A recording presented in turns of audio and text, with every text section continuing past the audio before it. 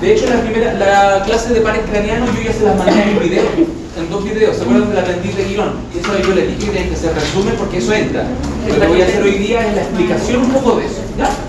Y la primera clase es de la médula espinal y las meninges, que es relativamente sencilla. Entonces, es un ejercicio. Con la clase de hoy terminamos neurología. Por lo tanto, el día martes y miércoles vamos a ver cardiovascular. ¿Sí? Por si acaso. Bien. Vamos a ver entonces la última patita del sistema nervioso. El otro día vimos todo lo que tenía relación con encéfalo, ¿verdad? Vimos las vesículas encefálicas, ¿se acuerdan? Que teníamos vesículas primarias, secundarias, que había una vesícula que no tenía ninguna vesícula secundaria, que era el mesencéfalo. Muy bien. Y que en el mesencéfalo estaba el tecto y el tegmento, ¿se acuerdan? El tecto y el tegmento junto con el cruz cerebral que pertenecía al mesencéfalo, ¿se acuerdan? Sí, muy bien. Y luego teníamos una vesícula principal muy anterior, muy rostral, que era el prosencéfalo, que se dividía en el telencéfalo y el diencéfalo, ¿sí? Bien, y después una muy posterior, que era el rotencéfalo, que correspondía al mielencéfalo y el metencéfalo. Muy bien. Y que en definitiva el mielencéfalo era justo la parte donde comenzaba, ¿qué cosa? La médula espinal. Muy bien, María. Y cuando dice miel es de médula. Exacto. ¿Y cuál era el punto exacto donde comenzaba la médula espinal? En la pirámide. Parecido. Decusación piramidal, ¿cierto? ¿Se acuerdan de eso? Ya. Eso tienen que leerlo, estudiarlo. Cada parte que aparece en cada segmento. Por ejemplo, en el mielencéfalo teníamos las pirámides, los pedúnculos cerebrosos caudales, medio y rostrales, el cuerpo cuadrigémino por arriba del cuarto ventrículo. No, eso era el mesencéfalo. Teníamos el piso del cuarto ventrículo con la fosa romboidea, ¿se acuerdan? Y por debajo teníamos el surco basilar con la arteria basilar que daba origen al círculo de Willis, ¿cierto? O círculo arterioso cerebral, ¿se acuerdan? Si no se acuerdan, el invito. Bien, hoy día vamos a continuar con este caudal. Entonces hoy día vamos a ver la médula. Como les comenté yo, la médula espinal y todas las estructuras cerebrales están compuestas por células. ¿Y cuál era esa célula que es la unidad funcional? Neurona. Entonces, la médula espinal no es más que neuronas muy largas, conjunto de muchas neuronas que forman una estructura funcional que todavía es parte del sistema nervioso central. Recuerden que el sistema nervioso central era el encéfalo y la médula, y a su vez el encéfalo se dividía en cerebro, cerebelo y tronco, ¿sí? Entonces la médula espinal todavía es parte del sistema nervioso central. Y la médula espinal discurre o transcurre por el canal medular de las vértebras de la columna vertebral, ¿cierto? El canal central. Ahí pasa toda la médula espinal. La médula espinal va a dar distintas ramas nerviosas hacia la periferia con distintas funciones dependiendo de dónde vengan, ¿sí? Motoras, sensitivas, etcétera, etcétera, etcétera. Ahí, por ejemplo, tenemos una ilustración de la médula espinal conectada con el cerebro. Entonces quiero que vean esto porque se lo voy a explicar. Creo que traje mi manito de la muerte, a ver. La muerte.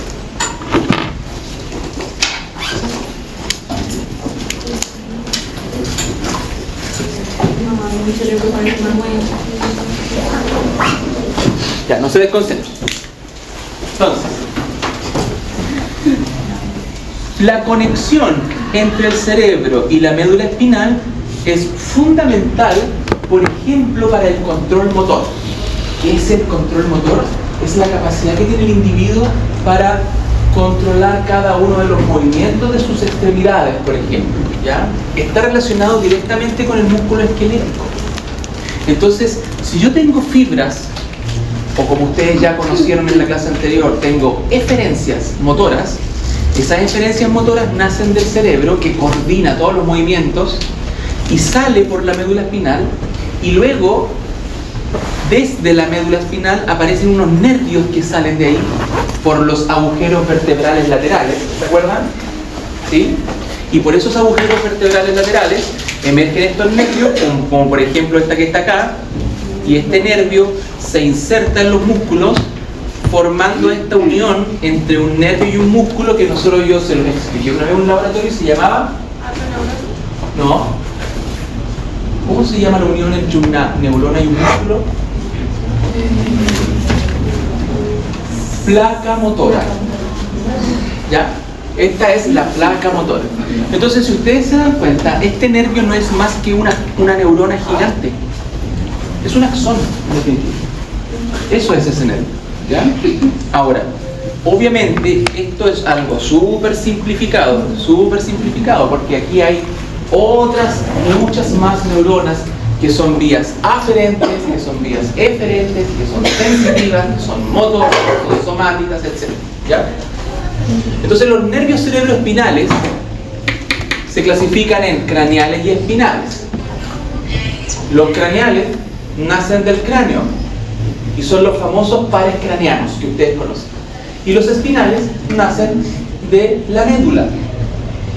Y hay al menos dos porciones en la médula súper importantes en donde se emergen la mayor cantidad de nervios. ¿Ya? Profe, siguiente. ¿Cuáles son esas dos porciones? La intumescencia cervical, que es esa zona de ahí, y la intumescencia lumbosacra, que es esa zona de ahí. ¿Qué ocurre? A nivel medular, en la porción C3-L3, la médula espinal se engrosa. Viene así, y de repente aquí a nivel cervical, ¡pum!, se agranda, y después vuelve a su tamaño normal. Y ese engrosamiento se debe a que en esa zona emergen un montón de nervios, que ustedes van a conocer como plexo braquial. ¿De dónde entonces nace el plexo braquial? De la intumescencia cervical, que es un engrosamiento de la médula a nivel cervical. ¿Sí? Luego tengo otro engrosamiento acá, entre L7 y C1, más o menos.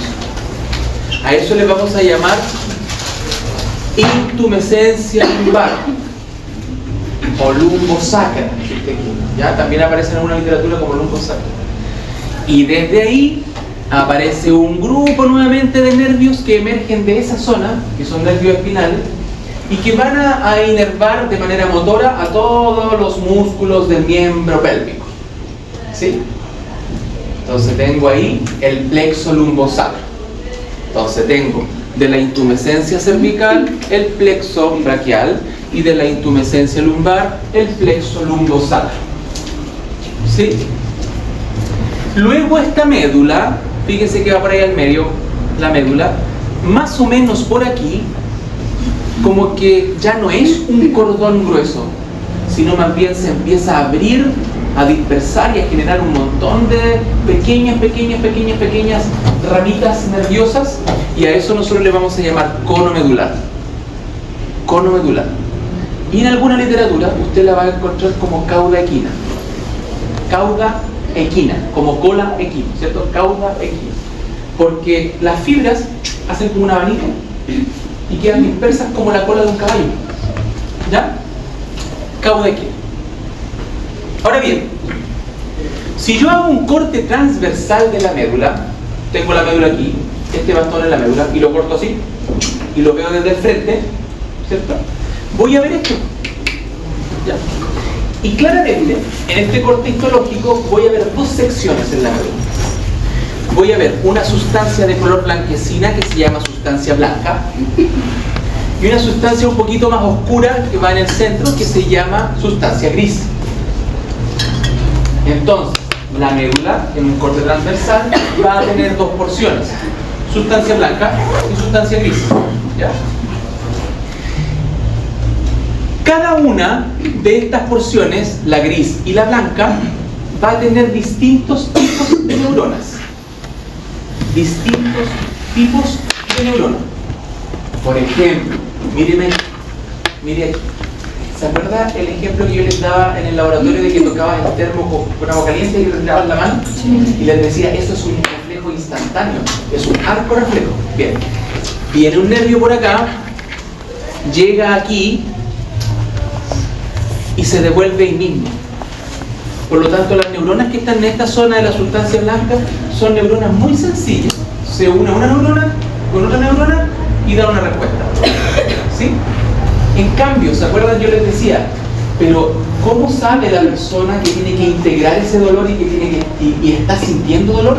Ah, se va hacia el cerebro, ¿cierto? Bueno, esa vía de tren, esa estación, esa combinación de estaciones, por decirlo así, ocurre en la sustancia gris.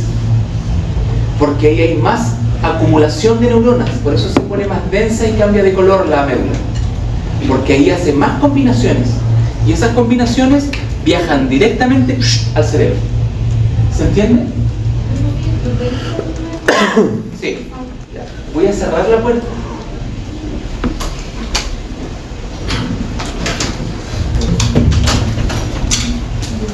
El corte transversal de una médula presenta dos tipos de coloración.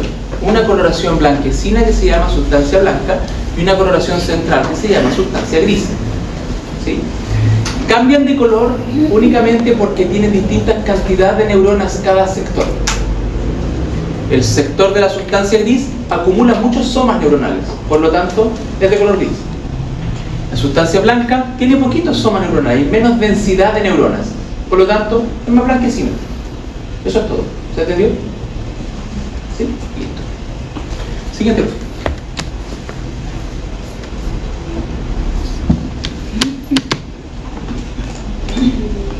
Bien. Ahí está la sustancia blanca o materia blanca y la sustancia gris. ¿Ya?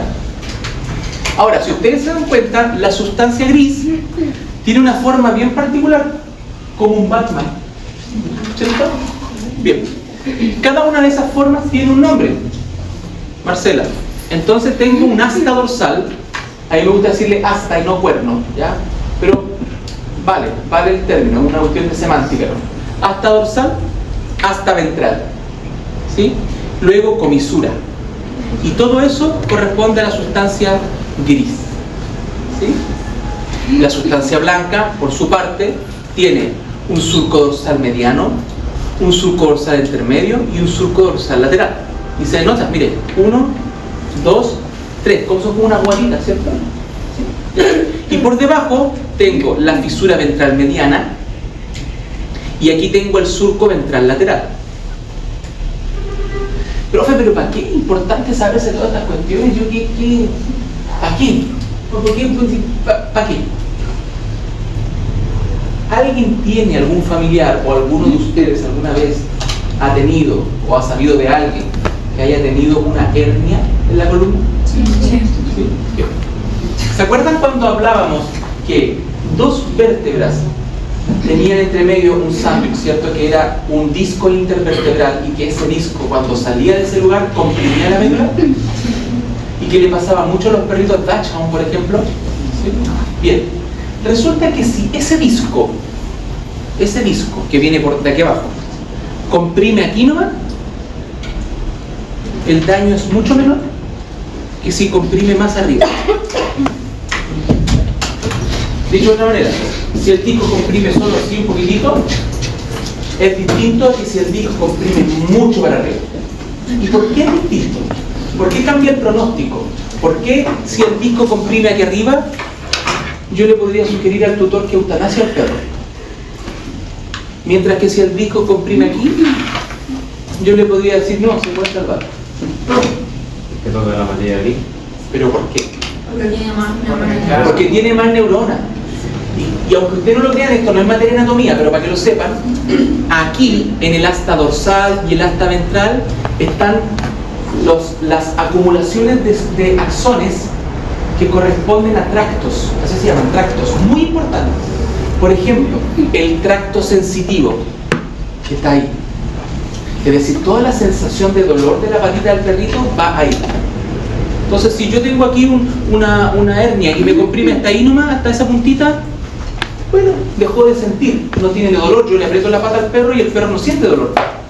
No siente. ¿Cachai? Pero si yo lo coloco y le quito un poquito de peso, el perro es capaz de mover un poquito las patas. Ok, ¿qué es lo que no está comprimido entonces? El tracto motor que está ahí. ¿Cachai? Ahora yo le tomo la patita al perro, la coloco en el piso, la doy vuelta así, el perro inmediatamente tiene que dar vuelta a la pata. Eso se llama propiocepción. Pero si yo coloco la pata así y el perro no da vuelta a la pata, quiere decir que está comprimida esta zona, que son los tractos propioceptivos. Y esos tractos son profundos.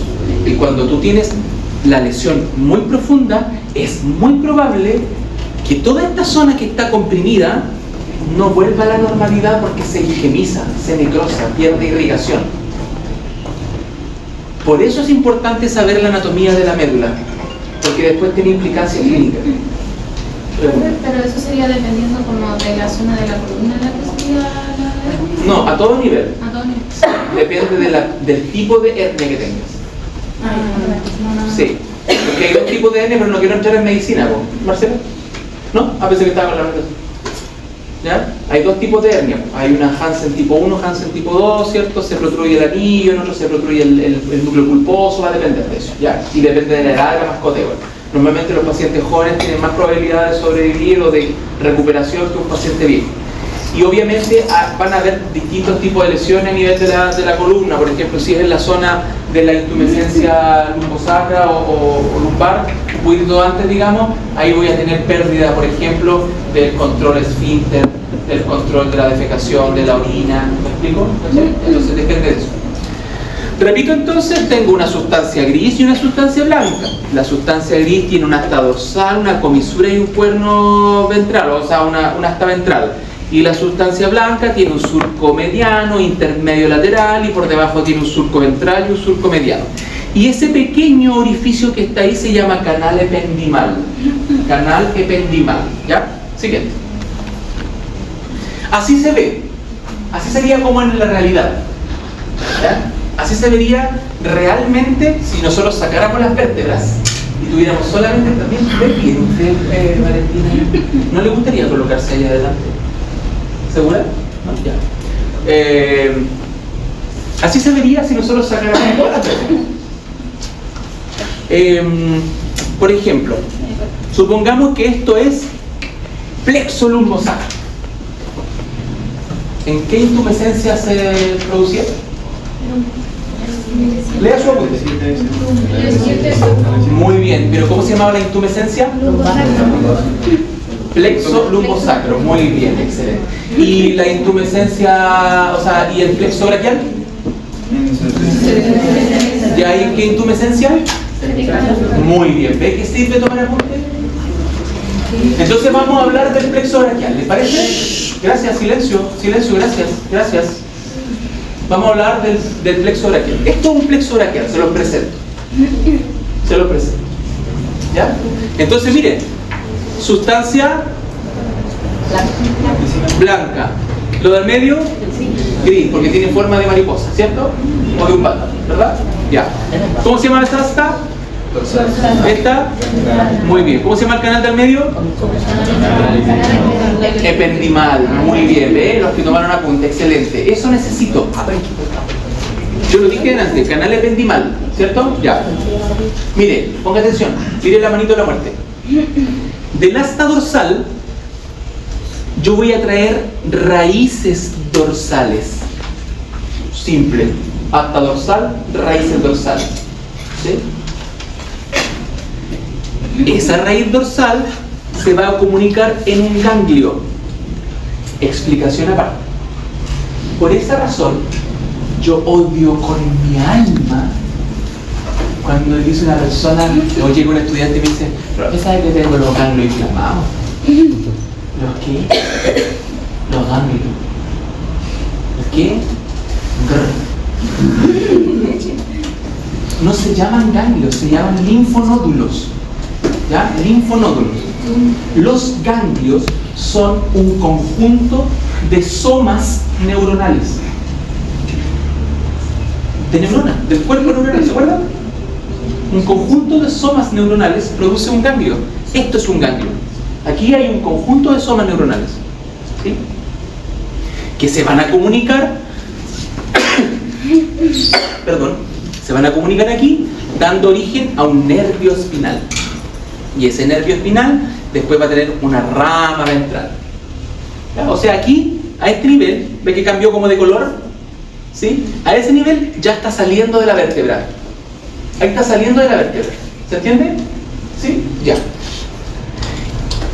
Ahora, lo mismo pero al revés es cuando viene de acá, porque esto era una entrada, ¿cierto? Era una aferencia, esto es una eferencia. Lo mismo desde el asta ventral se llama raicillas ventrales o raíz ventral, dependiendo del tamaño.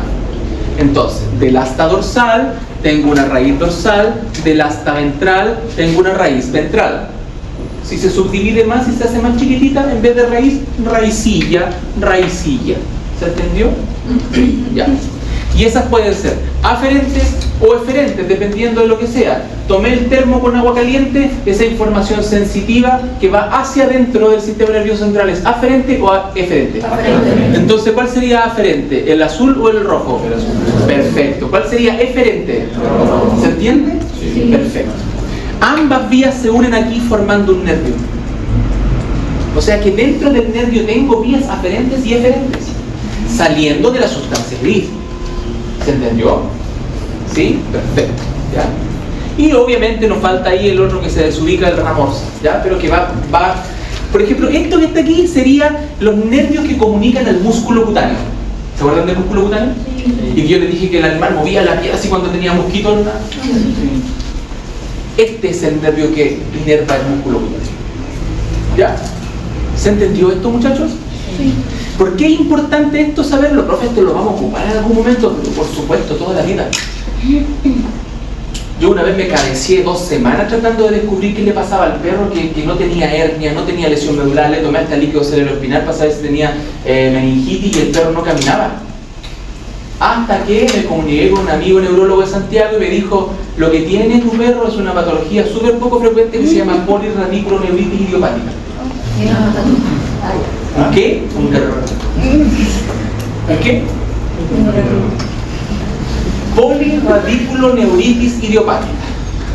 Es decir, de manera súbita, no tiene una explicación todavía hasta la fecha, en algunos perros de algunas razas, esta zona que está aquí, de las raicillas, se inflama. Y pueden ser esas o las ventrales. Se inflaman. Idiopáticamente, cuando ustedes escuchen la palabra idiopática, quiere decir que no tiene razón.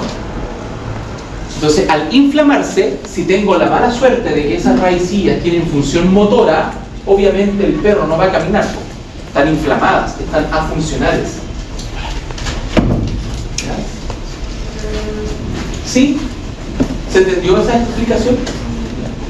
¿Mari? ¿Puedo volver a caminar o ya? No. ¿No tenía cuidado? No. Usa carrito actualmente.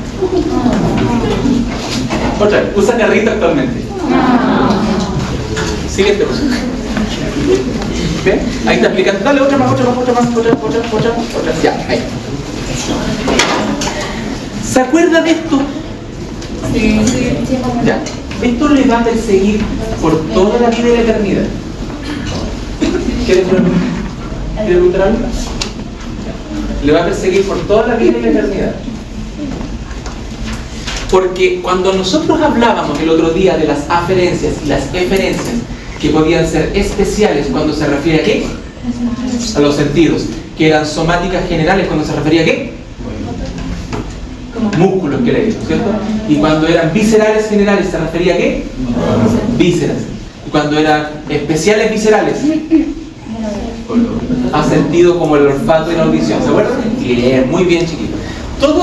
Todas unas de esas fibras nerviosas tienen un lugar exacto en la médula donde funciona. Exacto.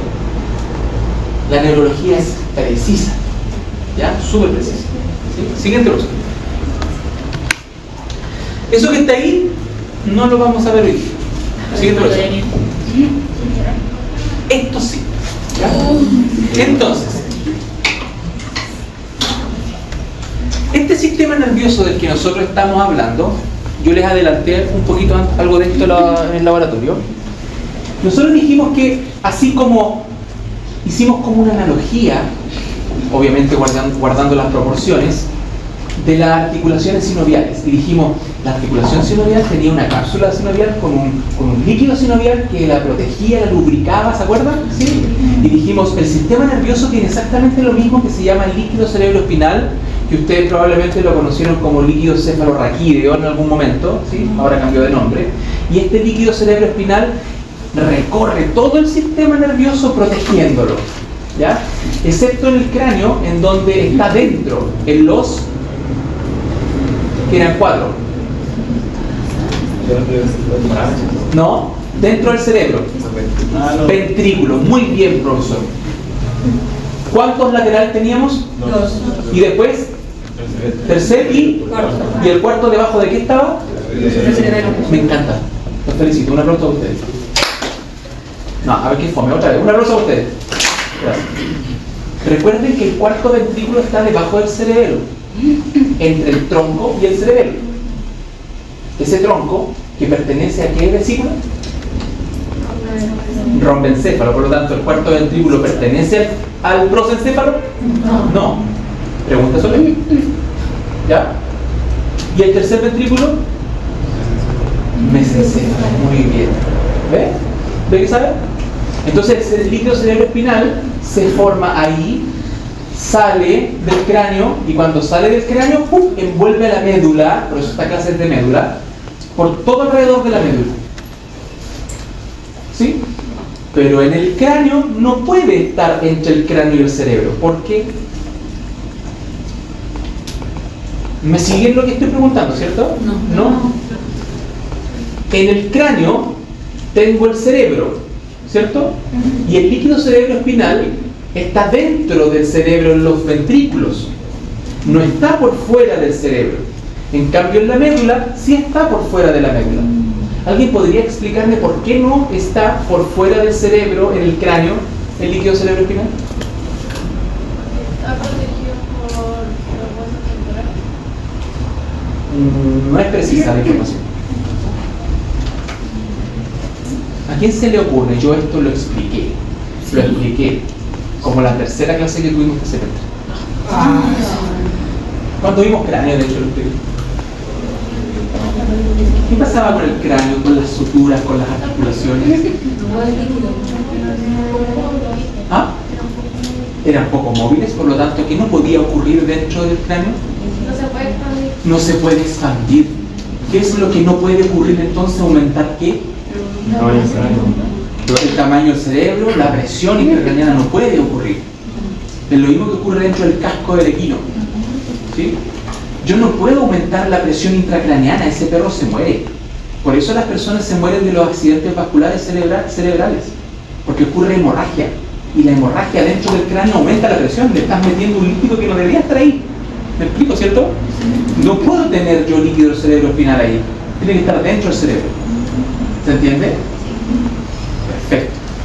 Ok, pero entonces, ¿quién podrá defendernos? El chapulín colorado, claro.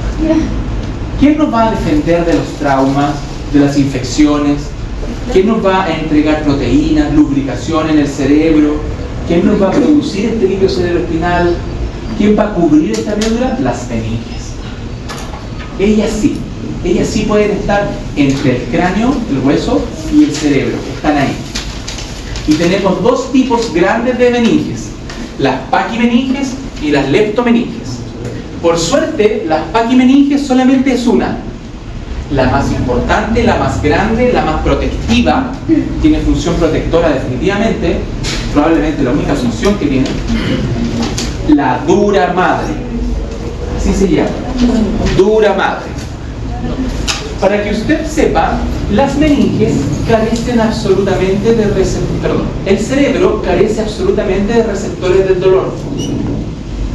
No así la dura madre. La dura madre sí duele. Eso es lo que a usted le duele cuando tiene dolor de cabeza. ¿Ya? A usted no le duele el cerebro no duele. Por eso que ustedes van a ver en algunos videos, en las series, que operan a cerebro abierto y que te tocan el cerebro y te cortan el cerebro y la persona está despierta y no siente absolutamente nada. Ay, pero no tiene anestesiado el cerebro. No. Lo que se anestesia es la piel, el cráneo, meninge, pero no el cerebro. Incluso ¿Ya? en algunas partes operan haciendo que la persona diga palabras o... Sí, muestre- para evitar daño durante la neurocirugía. Luego tenemos las leptomeninges. Atención, ya, tranquilo. Leptomeninges. Y en las leptomeninges tenemos dos, la aracnoides y la pía madre. Y de superficial a profundo van en ese mismo orden. Dura madre, aracnoides, pía madre. La más delicada, la más profunda, la que está íntimamente relacionada con el parénquima del cerebro. La más entretenida de todas es la aracnoide, que definitivamente forma una verdadera red como telaraña y que es tremendamente vascular, muy vascularizada. ¿Ya? Profesor, siguiente. Entonces, la dura madre, y aquí viene la explicación para muchas cosas, la dura madre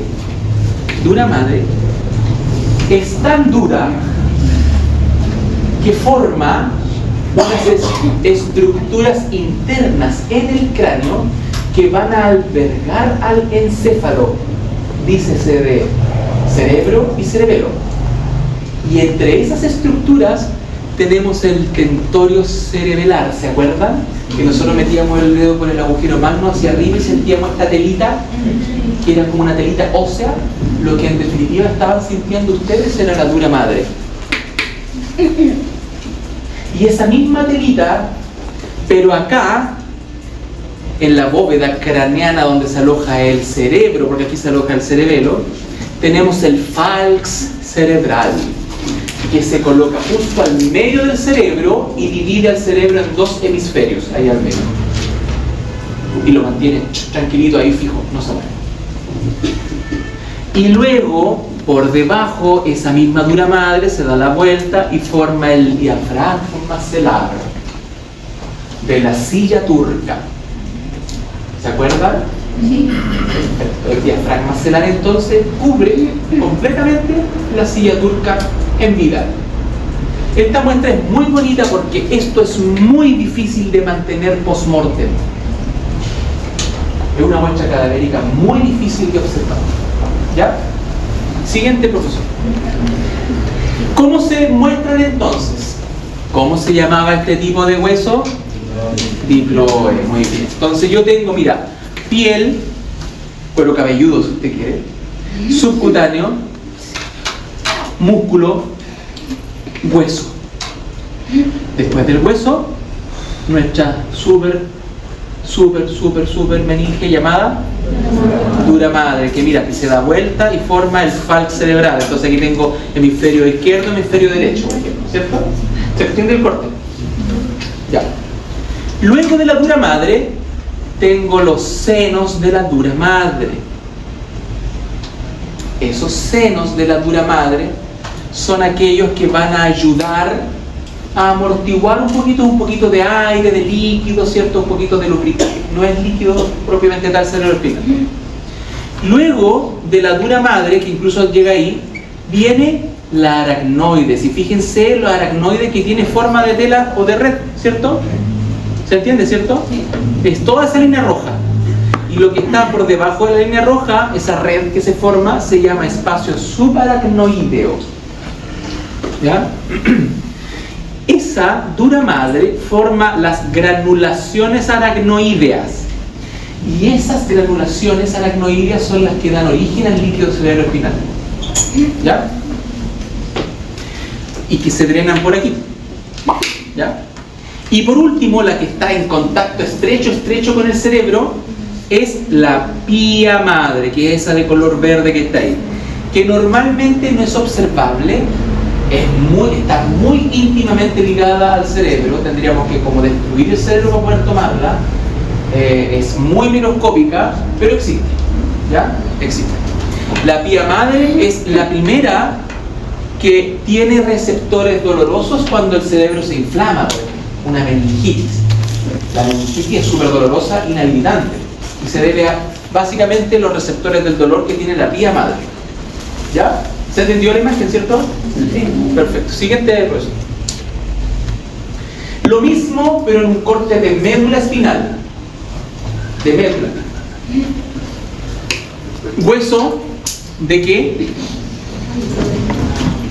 De la vértebra. Muy bien, vértebra. Por lo tanto, aquí tengo la dura madre, aracnoides, ¿cierto? Aracnoide, por ahí, por ejemplo. Y luego, pegadita a la médula, pía madre. ¿Se entiende, cierto? Y aquí esta parte tiene que quedar en secreto, súper clara, y no se les tiene que olvidar de aquí hasta quinto año. Para que no les pase lo que les pasa a los niños. Que la anestesista le preguntó dónde se colocaba la anestesia epidural. Y no tenía ni idea, todo casi reprobado.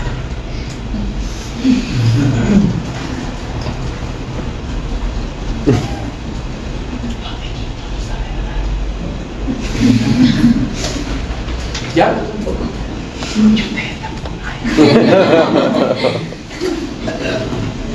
Si yo tengo la dura madre, lo que está encima de la dura madre, pero debajo del hueso, obvio, ¿cierto? Encima de la dura madre, se llama espacio epidural.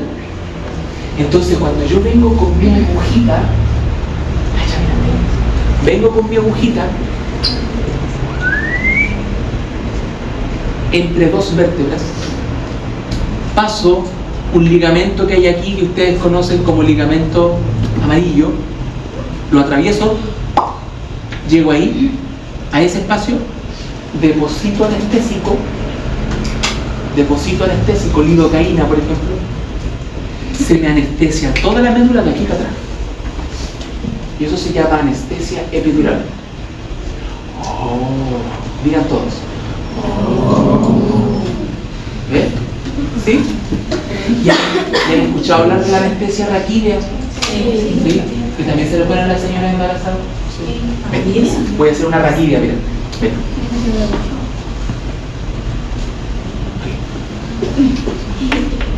Entro con la misma aguja, atravieso el ligamento amarillo y quedé en el espacio epidural, ¿cierto? Sí. Sigo, ¡pum! Atravieso el aracnoides y me va a salir líquido cerebroespinal por la aguja. Cuando me salga el líquido cerebroespinal es porque estoy en el espacio subaracnoideo, o sea, ahí tengo líquido cerebroespinal. Entonces puedo concluir dos cosas. Uno, para obtener líquido cerebroespinal a nivel medular tengo que llegar al espacio subaracnoideo. Y dos, cuando llego al espacio subaracnoideo y deposito anestésico, esa anestesia se llama raquídea. ¿Se entendió? Sí. Que no se les olvide más en su alegre vida. ¿Ya? Que no se les olvide. Ya se lo olvidó. Porque no puede ser que un estudiante de cuarto o quinto año no sepa lo que es un espacio epidural o un espacio subdural. Subdural. ¿Cierto? Obvio, tengo la epidural, dural. ¿Se entendió, cierto? ¿Cómo se llamaba ese espacio?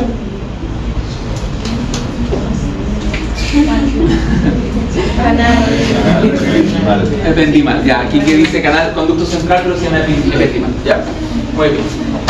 Siguiente profesor. ¡Charán! ¿Qué es lo que es eso? Exactamente, los ventrículos. Aquí está el ventrículo lateral, grandote, ¿cierto? Aquí está el tercer ventrículo y aquí está el cuarto ventrículo. Pues ¿cómo se llama lo que comunicaba a ambos? Acueducto mesencefálico. ¿Se entendió? Entonces, ventrículo lateral, tercer ventrículo, acueducto mesencefálico, cuarto ventrículo, canal ependimal que recorre toda la columna. ¿Se entendió? Sí. Siguiente. El canal ependimal y el central en el... Sí. ¿Ya? Ahí están los plexos coronoideos que se encuentran entre el tercer y cuarto ventrículo principalmente. Y esos plexos coronoideos son los que dan origen, junto con estas vesículas de la aracnoides, dan origen a el líquido cerebroespinal a través de un proceso que se llama ultrafiltrado de plasma, ¿ya? Es decir, estos vasos sanguíneos pequeñitos, dejan salir solo agua y algunos tipos de proteína, y los eritrocitos quedan dando vueltas. Entonces esa agua y esos tipos de proteína salen a estos ventrículos y se convierten en el líquido cerebroespinal. ¿Sí? Siguiente proceso. Antes. Articulación atlanto-occipital. Estamos en la cabeza del perro hacia ventral. Se abre la articulación atlanto-occipital y me deja expuesto esta zona que se comunica directamente con el cuarto ventrículo. ¿Ve? Cuarto, dice ella, ¿cierto? Todo ese líquido se queda aquí. Yo entro con una agujita, saco líquido cerebroespinal, por lo tanto tiene que ser epidural, ¿cierto? Subaracnoideo, muy bien, subaracnoideo. Retiro líquido cerebroespinal, y con eso ya tengo una muestra. ¿Cómo se llama ese espacio? Cisterna magna. ¿Ya? Ahora sí. Pares craneanos. Siguiente. Vamos a verlo en la otra diapositiva. Entonces, la segunda parte dice relación con los nervios craneanos, pero esto vamos a hacerlo rápidamente, una pincelada por varias razones. Primero porque hay un grupo de estudiantes que va a volver a ERAS con la Sofi para ver la muestra anatómica, ¿cierto? Y porque además la instrucción fue hacer un resumen de los videos del aprendiz de Quirón que les mandé, que son dos, ¿cierto? Dos videos. Y que habla de los pares craneanos, y porque es muy didáctico, está bien resumido y además tiene implicancias médicas, entonces sería bueno que ustedes pudieran hacer también esa relación, ¿ya? Yo voy a preguntar cosas como, por ejemplo, ¿cuáles son los pares craneanos que inervan el ojo? Los músculos del ojo, por ejemplo. ¿Ya? Eso es importante, ¿ya? Iba a preguntar, por ejemplo, porque en el video sale de cada par, ¿cómo se puede evaluar si hay un daño? ¿No va a preguntar eso? No, porque eso es medicina. ¿Qué forma? ¿Ya? Entonces, los que puedan después, con calma, cuando yo les mande esta diapo, van a hacer una ampliación de ese monito y lo van a revisar. ¿Ya? Siguiente. Ok. Aquí les dejo un resumen que es muy parecido a la tablita que yo les hice correr con los delegados, ¿cierto? ¿Ya? Mira, incluso anda dando vuelta un rap de los pares craneanos. No, es un villancico y ya. Lo importante es que las tres primeros parten con O, ¿cierto? Olfatorio, óptico, oculomotor. Después viene el troclear trigémino. Después viene el abducen. Después viene el facial, vestibular, vestíbulo coclear, glosofaringeo, vago, accesorio y hipogloso. ¿Ya? Pero ¿qué son? En definitiva, ¿qué son estas cuestiones?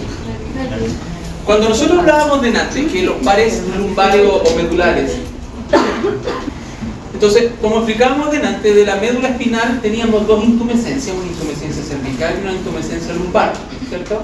En donde aparecía de la cervical el plexo braquial y de la lumbar el plexo lumbosal, ¿cierto? Y eso eran los nervios espinales.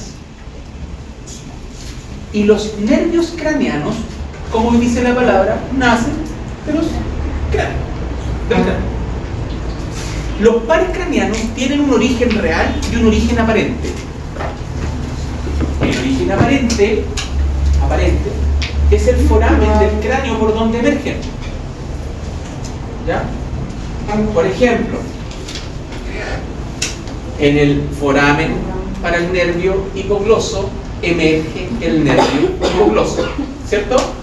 Ese es el origen aparente, porque yo observo que por ese foramen sale ese nervio. ¿Se entiende? ¿Cierto? Pero el origen real de ese nervio son los tractos trigeminales en el rombencéfalo, específicamente en el mielencéfalo.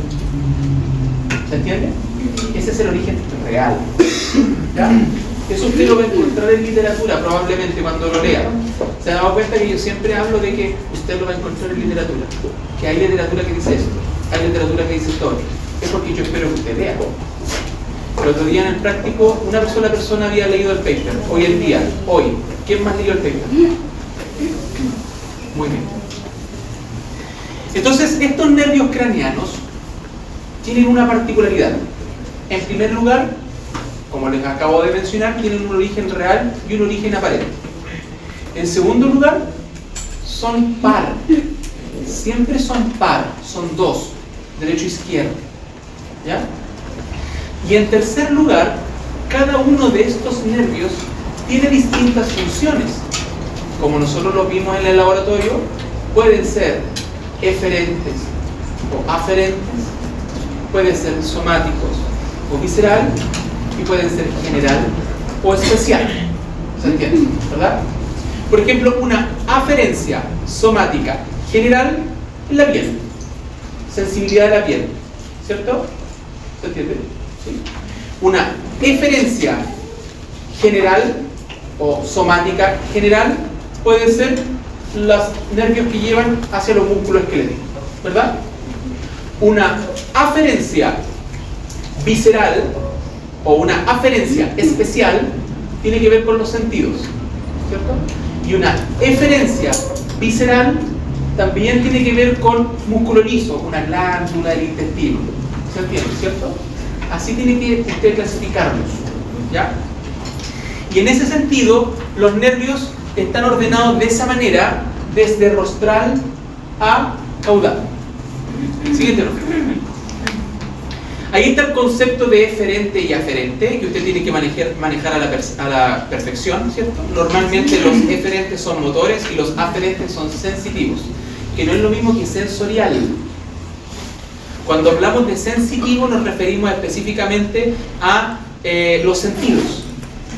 Cuando hablamos de sensorial, hablamos de tacto. Si yo me toco, por ejemplo, la mano y siento temperatura, siento presión. ¿Sí?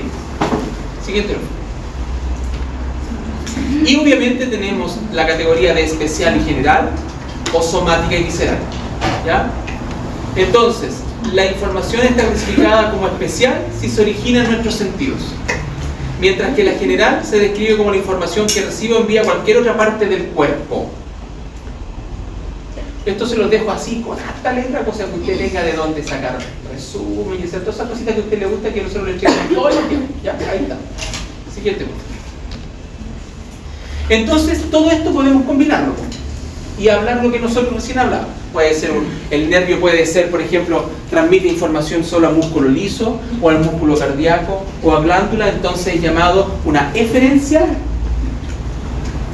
visceral. ¿Y por qué eferencia? Porque va hacia afuera. Porque mando información de mi sistema nervioso central hacia la periferia. Si fuera aferente, sería desde la periferia hacia adentro del sistema nervioso central. ¿Se entiende, verdad? ¿Alguien no entiende esto?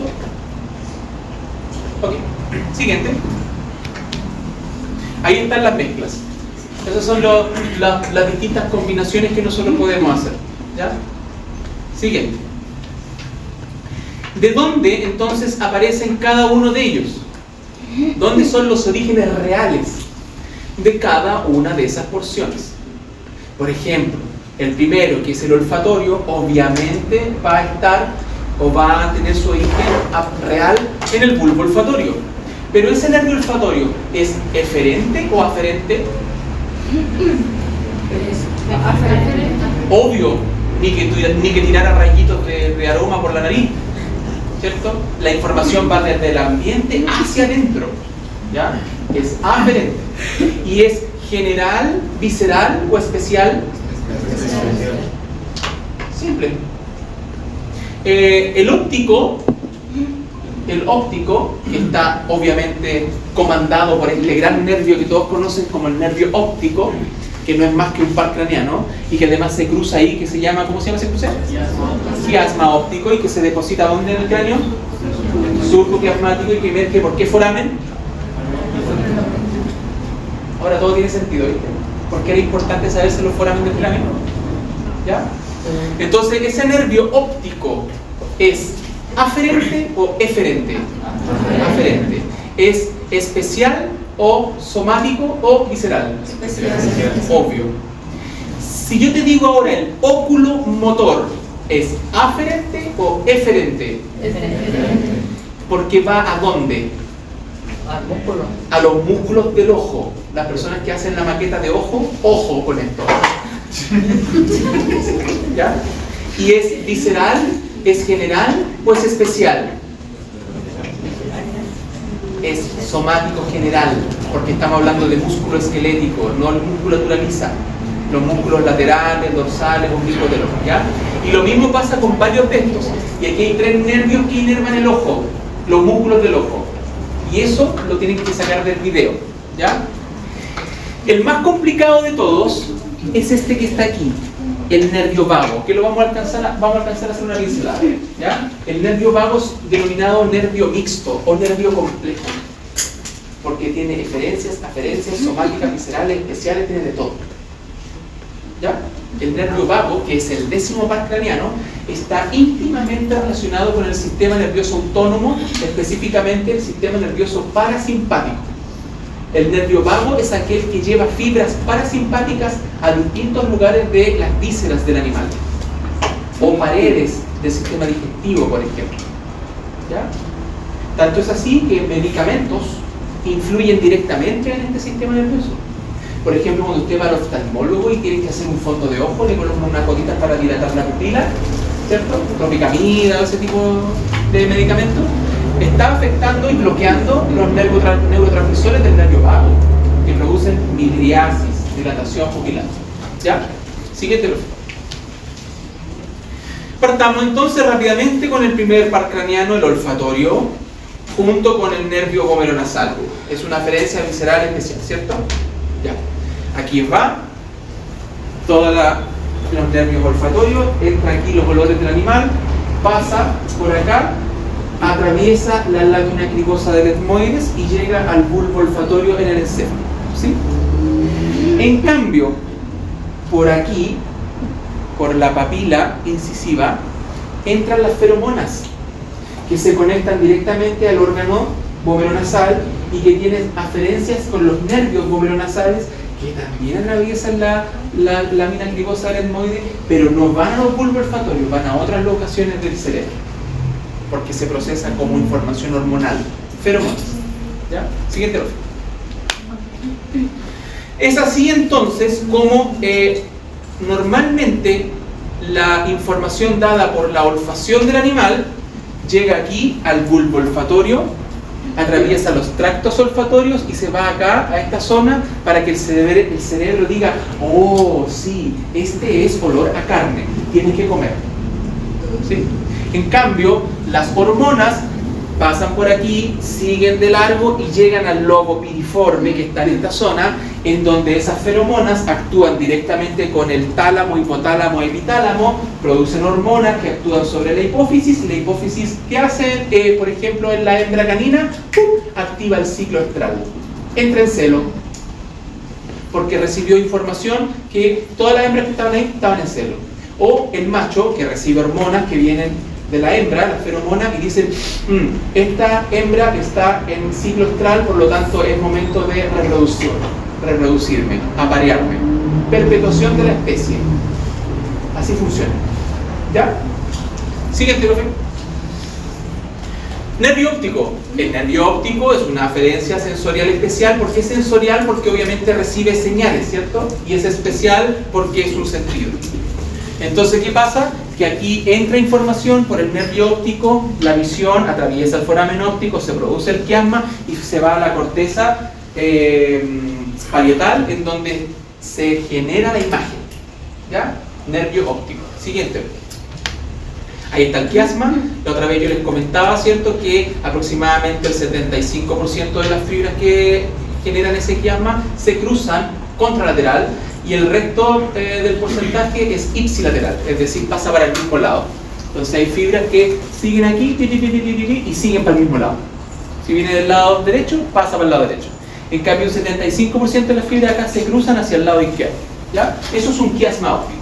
¿Cuál es la razón de ser de esa anomalía o ese mecanismo en los mamíferos en general? Básicamente producir y ayudar al cerebro a generar una imagen en 3D con profundidad de campo. ¿Sí?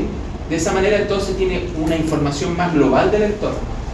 Pero es un problema al momento de tener algunas lesiones o algunas patologías, porque entonces nosotros tenemos que entender cómo funciona esto, qué conexiones hay con otros pares craneanos para saber dónde está la lesión neurológica.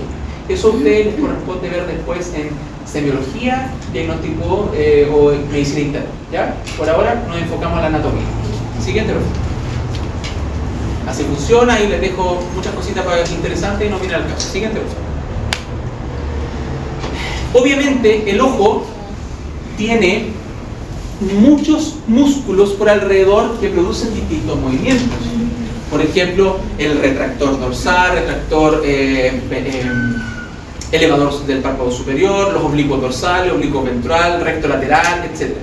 Si se activa cualquiera de esos músculos, el ojo se mueve para los lados, para arriba, para abajo, y si se activan los oblicuos, el ojo rota. ¿Dónde se observa con mayor facilidad? En los gatos, porque tienen la pupila vertical. Entonces, si yo tengo un daño en algún nervio oculomotor, porque este es el craniano oculomotor, puedo ver estrabismos o rotaciones en el mismo eje del ojo. ¿Ya? Siguiente. Ahí está el nervio entonces oculomotor, que viene por ahí y va a insertarse en cada uno de los músculos que acabamos de ver. Siguiente. ¿Ya? Ahí está el nervio accesorio, ¿cierto? Del tercer par craneano, que tiene que ver con todos estos núcleos que van a ir a generar distintas inervaciones a distintos órganos, ¿ya? Eso que está ahí es súper rígido. Entonces, como no les corresponde a esta dificultad de este semestre, por ahora no se los voy a pasar, ¿ya? Pero tiene que ver básicamente con la producción de lágrimas, de glándulas salivales, las sublinguales, parótidos, monostomática sublingual, etc. ¿Ya? Sigue, profe. Eso que está ahí es el resumen de todos los nervios craneanos y espinales juntos, ¿sí? Los de color azul normalmente tienen que ver con los pares craneanos.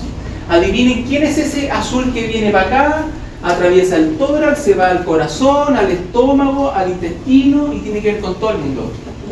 El vago, que debajo no tiene nada, porque es súper trabajador, ¿ya? Tanto es así que cuando se une acá, en el tórax, en el cuello, principalmente en el tórax, se une aquí a los nervios adrenérgicos junto con la carótida, se llama tronco vago simpático. ¿Ya? Tronco vago simpático. Y ese tronco vago simpático atraviesa el diafragma y se va luego al intestino formando dos ramas, una dorsal y una ventral, que va a inervar a todos los órganos. ¿Ya? Entonces, el nervio vago en el tórax, junto con la carótida y los nervios adrenérgicos, se llama tronco vago simpático. ¿Ya? Formando una magna carotidia también aparece por ahí. Esta parte de la materia, anote ahí en su apunte, yo se la sugiero que lo estudien directamente del libro de la Universidad de Santo Tomás del doctor Ismael Concha y lo lean como una historia. Les va a quedar clarísimo. ¿Sí? Siguiente, profe.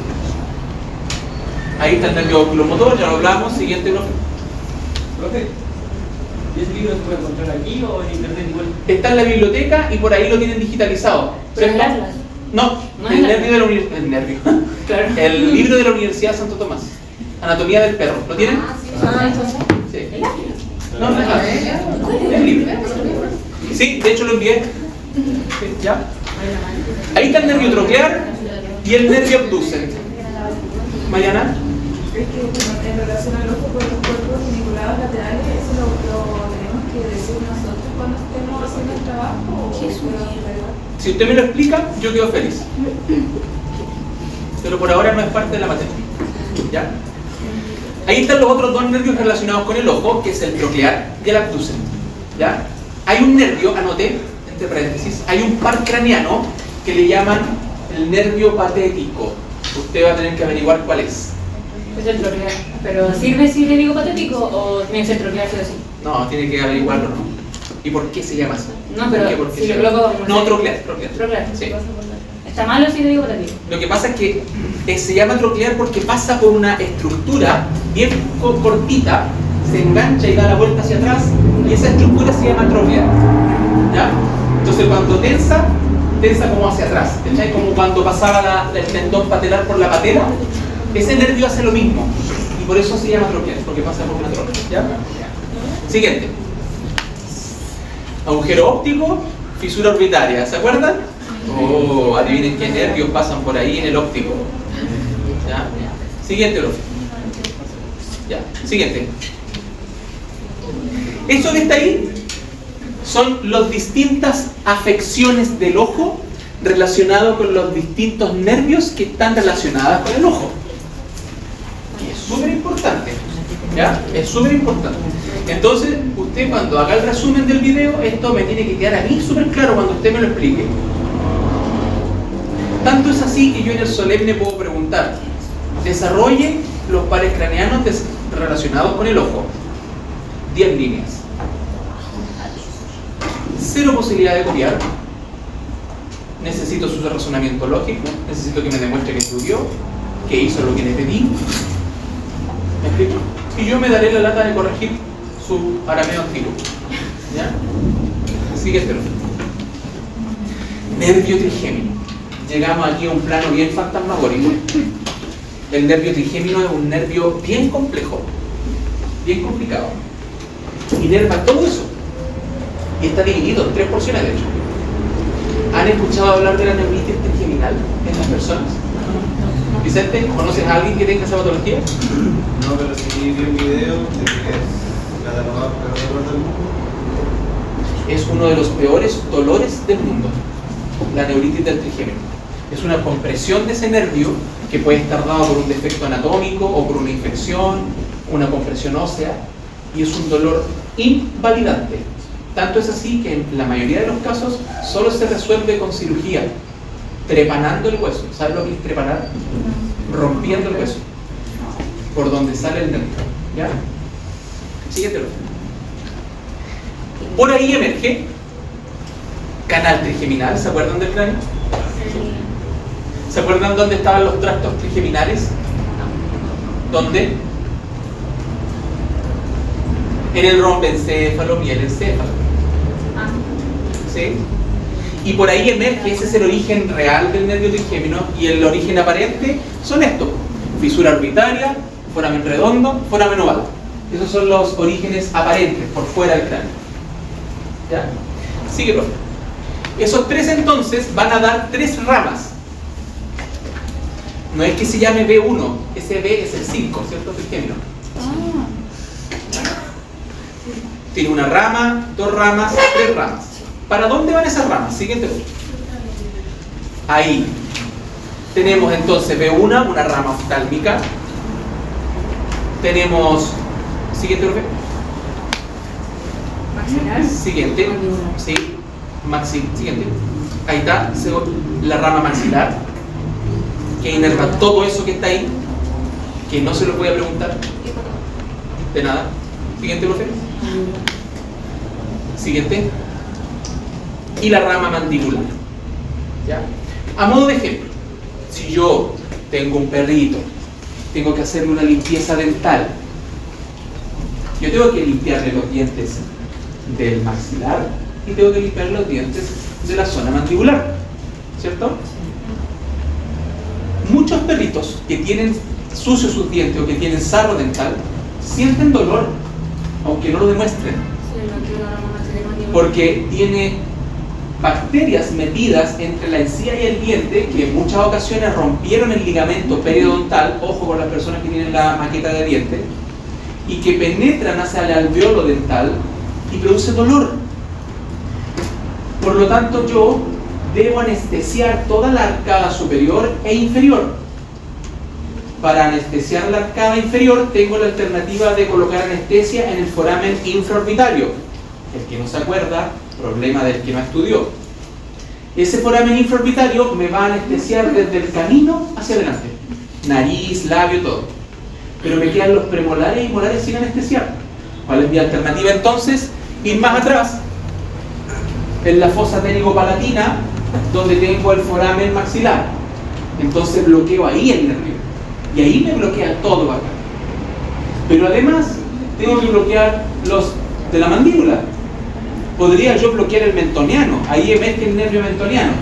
Pero si bloqueo el nervio mentoniano con anestesia, me va a bloquear del canino para adelante, ¿no? O nuevamente los molares y premolares me van a quedar sin anestesia. Entonces mejor voy por dentro de la mandíbula, por medial, y bloqueo ¿qué foramen? ¿En qué foramen bloqueo? Bien, en el mandibular, ¿cierto? En el foramen mandibular, con anestesia, y voy a bloquear todos los nervios y todos los dientes para adelante. ¿Qué quiero decir con esto? ¿Están ustedes de acuerdo con la limpieza dental en los perros sin anestesia? ¿Se dan cuenta por qué es una mala praxis y es un error médico? No, es que los veterinarios dicen eso porque lo único que quieren es sacar plata, anestesiar al perro, es un riesgo, la cuestión. No, es única y exclusivamente bienestar animal.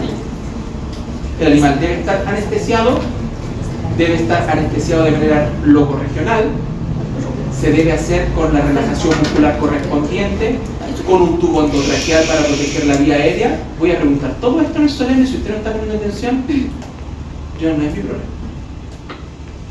Y además, yo tengo que limpiar todas las caras del diente. Ojo a las personas que tienen la maqueta del diente, tengo que limpiar la cara oclusal, mesial, vestibular, anterior, posterior. ¿Ya?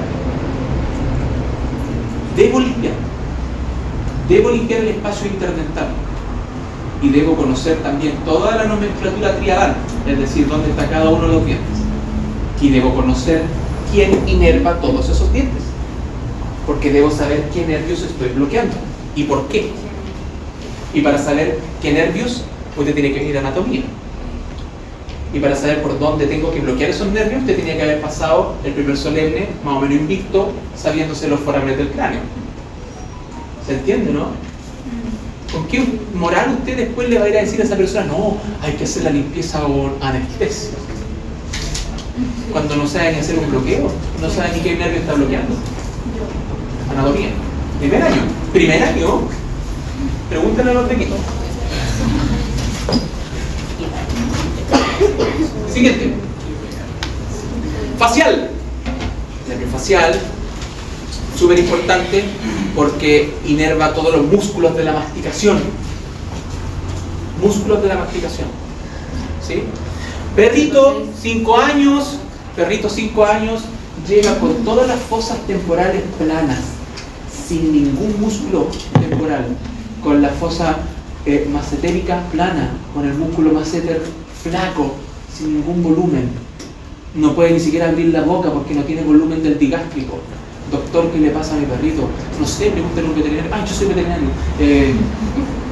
No sé, hagamos algo.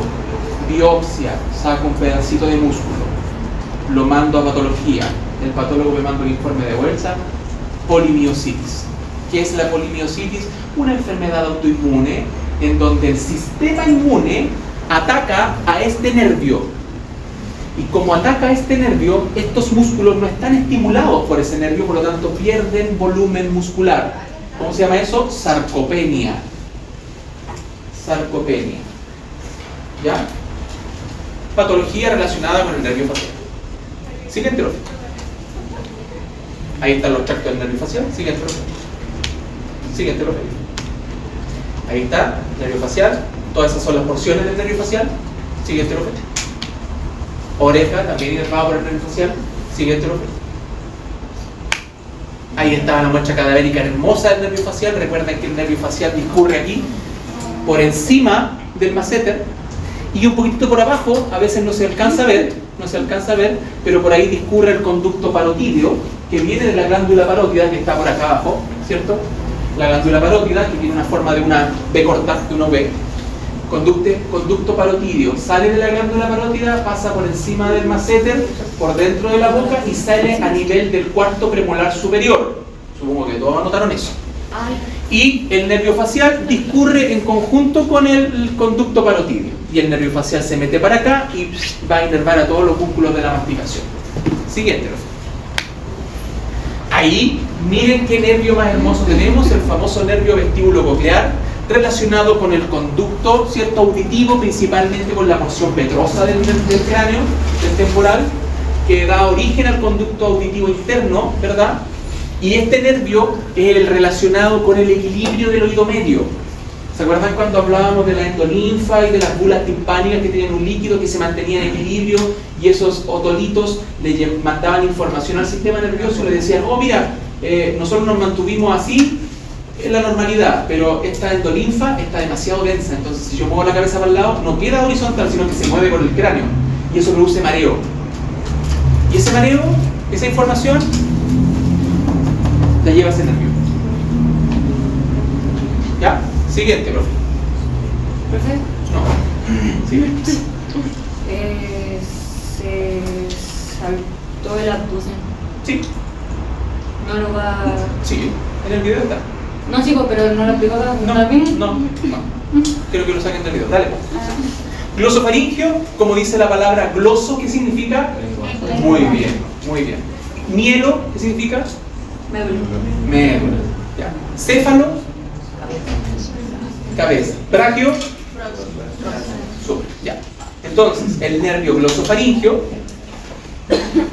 tiene ramas faringias, ramas del cuerpo carotídeo, ramas linguales y ramas tonsilares. ¿Qué es la tonsila?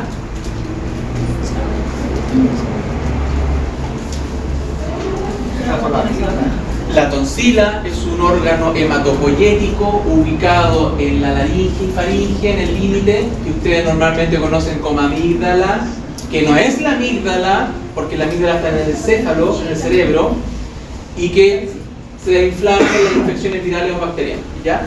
Tonsila palatina, así se llama. No le digan más amígdala. Entonces, tonsila es lo común llamado. Claro, los médicos le dicen, tiene amigdalitis, pero para que la persona entienda lo que tiene. Pero el médico en su mente sabe que se llama tonsilitis. Porque si se te llega a inflamar la amígdala, estás puesto. ¿Ya? Siguiente. Ahí están las ramas del glosofaringio, ¿cierto? Obviamente inerva principalmente la lengua, ¿cierto? Siguiente, profe. Ahí están los ramos tractos del glosofaringio. Siguiente, profe. Siguiente. Y llegamos al nervio vago. Nervio vago súper complejo. Súper complejo. ¿Ya? Muy complejo. De hecho, tanto es así que nosotros en anatomía yo les enseño qué es parte de un par craneano, qué funciones generales tiene, por dónde va, hasta dónde va, pero no es imposible, es impracticable poder enseñarles todas las funciones que tiene el nervio vago. Eso lo ven en fisio, ¿ya? Con el sistema nervioso autónomo principalmente. Ya el sistema parasimpático, acetilcolina y todas las funciones que tiene. Siguiente. Vuelvo uno para atrás. Tronco vago simpático. Ahí está. Que se entra, mete al tórax. ¿Se acuerdan? Sí. Perfecto. Ahí sí. Sigue, profe. Siguiente. Siguiente, profe. Siguiente. Siguiente. Ahí. ¿Qué es esto? El Proceso. Yugular, muy bien. Por abajo. Jugula timpánica, muy bien. Miren quién sale por ahí. Nervio vago. ¿Ya? Nervio vago. Siguiente. Espinal accesorio. El nervio espinal accesorio es súper importante porque es el nervio que inerva todos los músculos epiaxiales del cuerpo. ¿Han visto esa capacidad que tiene el gato de cuando se cae en altura se coloca siempre con las patas abajo? Porque logra torsionar la columna, controlar sus rotadores, sus multífidos, sus transversos, músculo semiespinal de la cabeza, ¿se acuerdan? Espinal accesorio. Todos esos músculos están inervados por eso. ¿De nuevo qué? ¿De qué? No te escucho, Mariana, disculpa. Y si lo puedes repetir de nuevo lo que dijo al principio. Ya, ¿cuál? ¿Qué dije al principio de qué? ¿Del gato? Ah, inerva todos los músculos epiaxiales e hipoaxiales. ¿Ya? Dale, profe. Ahí está, ¿ven? Sale de la médula, espinal accesorio, sigue, ahí aparece, no, dale. Ahí aparece, tic. O sea, estos tres nervios van juntos, el 9, el 10 y el espinal accesorio. Dale, profe. Por último, hipogloso, que este no tiene que ver necesariamente con la lengua como tal, sino más bien con los músculos y las estructuras relacionadas con la lengua, como por ejemplo las mismas glándulas sublinguales, ¿cierto? Algunos músculos como el músculo genioideo, ¿verdad? Toda esa zona de la mandíbula, ¿ya? Siguiente. Adiós. Segunda semana de diciembre. se entrega esta maqueta. No te conozco. ¿Ya? Hasta la clase de hoy entra el segundo solemne de anatomía, es decir, entra todo miología, incluyendo el paper, entra todo neuro, incluyendo los 2 videos del aprendiz de Quirón. ¿Dudas con eso? Ya. Vamos a dar ahora los... Sí, voy a ver si tengo la posibilidad de encontrar. Sofi, nosotros tenemos solamente cerebros de oveja. Tenemos solamente cerebros de oveja en el laboratorio, ¿ya? Si tenemos alguna posibilidad de encontrar algún cerebro, escucha, aunque sea de vaca o algo así, podríamos tenerlo como muestra anatómica. De lo contrario, vamos a preguntar las muestras que tenemos nomás en la gincana, ¿ya? Tal vez la mayor parte de las muestras de la gincana sean de biología. La biología de... Todo. Y yo voy a preguntar, como lo he hecho en la gincana anterior, voy a colocar un papelito, ¿cierto? Y voy a decir, si tiene solo el número, entonces es el nombre del número. Pero si el papelito además tiene una pregunta, entonces usted responde la pregunta que tiene el papelito. ¿Verdad? Sí. Entonces, por ejemplo, si dice origen e inserción, usted me tiene que decir origen e inserción. Si dice función, usted me tiene que decir qué función tiene ese número. Y si dice solo el nombre, usted me dirá, o sea, si tiene solo el número, usted me dirá qué nombre es ese.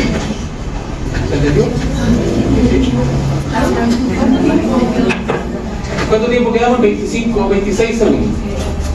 26 segundos. 26 segundos. Y papelito más grande. Y papelito más grande. ¿Pero vamos a hacer así una hoja? Sí, por favor. Uno nervioso que no rápido, uno más rápido. Sí, ¿Alguna duda? No. Esta vez no hay simulación de gincana porque ustedes ya saben cómo funciona.